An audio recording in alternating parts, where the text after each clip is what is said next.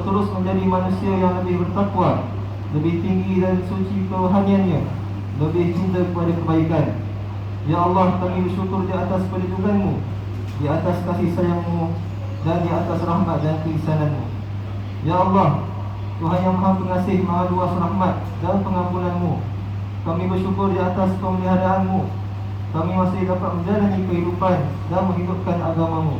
Walaupun keadaan mencabar dan tidak menentu, kami masih saling mengasihi, bantu-membantu dan bersatu menghadapi ujian dan cabaran. Kurniakanlah rahmat serta kasih sayang-Mu yang berterusan buat kami di dunia dan di akhirat nanti. Amin ya rabbal alamin. Allahu akbar, Allahu akbar, Allahu akbar, Allahu akbar walillahil hamd. Saudara yang dikasihi sekalian, cabaran dan dugaan adalah rumah kehidupan. Namun yang membezakan orang-orang yang beriman dan berjaya tak kala diuji adalah kesabaran. Dan sesungguhnya berusaha mengatasi situasi dan keadaan. Firman Allah SWT di dalam surah Al-Baqarah ayat 155 yang bermaksud, A'udzu billahi minasyaitonir rajim. Wa lanabluwannakum bisyai'in minal khawfi wal ju' wa naqsin minal amwal wal anfusi was samarat wa basyirus sabirin. Yang bermaksud, ini sesungguhnya kami akan menguji kamu dengan sedikit perasaan takut dan kelaparan, dan kekurangan daripada harta benda dan jiwa serta hasil tanaman. Dan berilah kabar gembira kepada orang-orang yang sabar. Begitulah tujuan dan matlamat agama yang kita cintai. Ia membekalkan kita dengan keupayaan dan sikap yang membawa kebaikan di dunia dan di akhirat. Ia mengelakkan daripada segala jenis kemungkaran, kemudaratan dan kesukaran. Ia mendidik jiwa untuk berdaya tahan dan bertabah menghadapi musibah dan ujian. Alhamdulillah, masyarakat kita telah menyambut baik seruan untuk menghidupkan ajaran agama yang tidak terpisah daripada realiti kehidupan. Kita bangkit membuat penyesuaian bukan kerana kelemahan iman atau ilmu. Sebaliknya, kerana kita yakin bahawa agama mendorong kita untuk mencari huraian. Agama menjadikan kita insan mulia yang berdaya tahan dalam mengharungi keadaan susah maupun senang. Bahkan sifat dan nilai keagamaan kita akan lebih tersedah tak kala menghadapi krisis dan ujian. Ya saja penyesuaian yang telah diusahakan sejauh ini, walaupun ada penjarakan sah sesi Jumaat yang berganda, namun hati kita tetap kekal bersatu di dalam mengamalkan agama. Ini kerana masyarakat memahami tuntutan agama dan ingin menjaga kemaslahatan umum. Namun, jika pemahaman agama condong kepada kesusahan dan menyempitkan, maka kita akan mudah terjewas apabila ditimpa kesusahan dan sukar mencari huraian. Akhirnya kehidupan agama kita akan menjadi beku dan lain, bahkan boleh membawa kepada kemudaratan. Ini adalah pesan Nabi SAW, La marara la dirar, dan Allah wa man syakar syakarallahu alaih. Yang bermaksud, tidak boleh membahayakan diri sendiri dan tidak boleh membahayakan orang lain. Barang siapa membahayakan orang lain, maka Allah membalas bahaya kepadanya. Dan barang siapa menyusahkan atau menyulitkan orang lain, maka Allah akan menyulitkannya. Hadis riwayat Imam Al-Baihaqi. Akan tetapi, kefahaman agama yang tepat adalah kefahaman yang cenderung ke arah positif, yang membina, yang akan mendorong kita untuk melihat setiap kesusahan sebagai peluang untuk bangkit semula, dan setiap ujian sebagai peluang untuk membina diri dan membuat penyesuaian.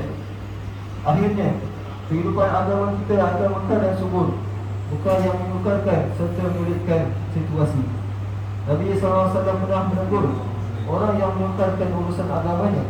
Sebagai contoh, apabila ada yang bertekad untuk berjalan kaki untuk menunaikan haji dan tidak mampu menggunakan tunggangan, Nabi SAW bersabda yang bermaksud, sesungguhnya Allah SWT tidak memerlukan perbuatan sendiri seperti kelakuan orang ini terhadapnya.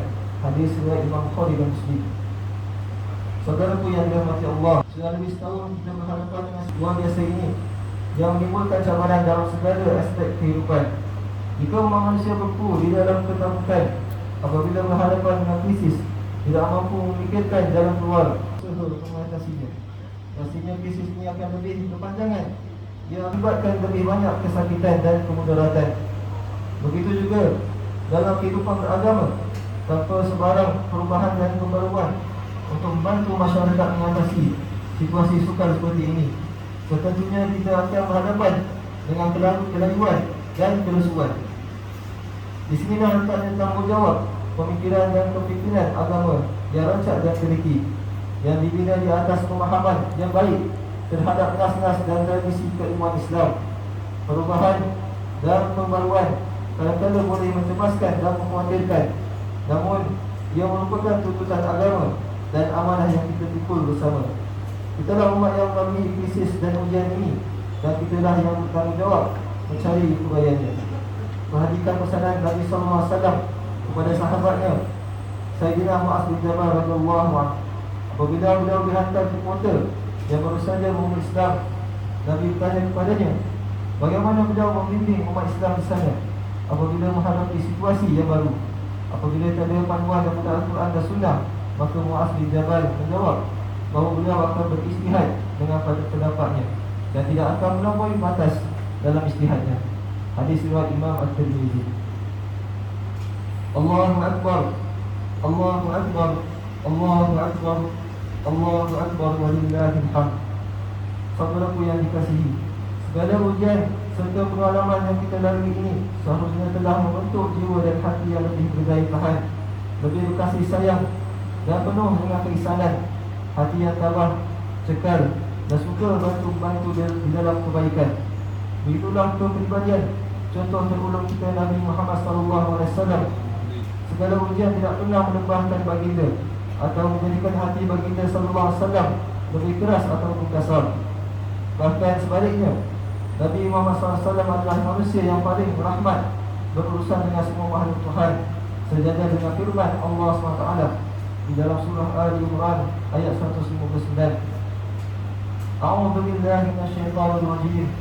فبما رحمة من الله لنت له ولو كنت فظا غليظ القلب لانفضوا من حولك فاعف عنهم واستغفر لهم وشاورهم في الأمر فإذا عزمت فتوكل على الله إن الله يحب المتوكلين. Yang bermaksud, maka dengan sebab rahmat daripada Allah engkau telah bersikap lemah lembut kepada mereka, dan jika engkau bersikap kasar dan ikhlas hati, tentulah mereka lari daripadamu. Oleh itu maafkanlah mereka dan mohonlah keampunan bagi mereka, dan juga berbincanglah dengan mereka dalam urusan. Kemudian apabila engkau telah berazam, maka bertawakallah kepada Allah. Sesungguhnya Allah mengasihi orang-orang yang bertawakal kepadanya. Allahu Akbar, Allahu Akbar, Allahu Akbar, Allahu Akbar, walillahil hamd. Saudaraku yang dikasihi, di samping kita bergembira meraihkan kemenangan setelah sebulan berpuasa, marilah kita juga memamerkan semangat perjuangan untuk terus menewaskan penularan virus ini. Ayo kita terus berhati-hati dan mengambil serius semua langkah keselamatan, khususnya jika kita berziarah nanti, dan lebih-lebih lagi tak kala kita menziarahi orang tua kita. Saya akui pastinya setiap di antara kita merindu dan ingin bertemu dengan mereka, namun kita perlu berwaspada agar tidak membahayakan mereka. Jadikanlah hari raya tahun ini raya yang sangat selamat. Marilah kita berazam agar tidak berlaku sebarang jangkitan di musim raya ini dan selanjutnya. Inilah sumbangan kita. Allah telah kurniakan kepada kita kekuatan dan ketabahan. Kita mungkin berduka yang bersedih kerana masih tidak dapat menyambut hari ini seperti sebelum wabak melanda. Namun saya mengajak saudara sekalian untuk mengekalkan kesabaran dan ketabahan anda. Juganglah ia dengan erat sehingga kita berhujung dengan insya-Allah. Dan yakinilah agama tidak mensia-siakan setiap langkah dan usaha anda yang membawa kebaikan dan keselamatan. Yakinlah dengan janji Allah pada surah Zumar ayat 10. A'udzu billahi minasyaitonir rajim. Innama yuwaffas sabiruna ajrahum bighairi hisab. Yang bermaksud, sesungguhnya orang-orang yang bersabar akan disempurnakan pahala mereka dengan tidak terkira. Akhir sekali saudara, marilah kita memanjatkan doa untuk saudara-saudara kita di negara lain, ramai yang berhadapan dengan situasi yang tidak terkawal dan sangat menyedihkan. Semoga Allah SWT memelihara umat manusia daripada segala ancaman dan kemudaratan. InsyaAllah, amin ya rabbal alamin. Allahu Akbar, الله أكبر الله أكبر الله أكبر ولله الحمد. أقول قولي هذا وأستغفر الله العظيم لي ولكم فاستغفروه إنه هو الغفور الرحيم.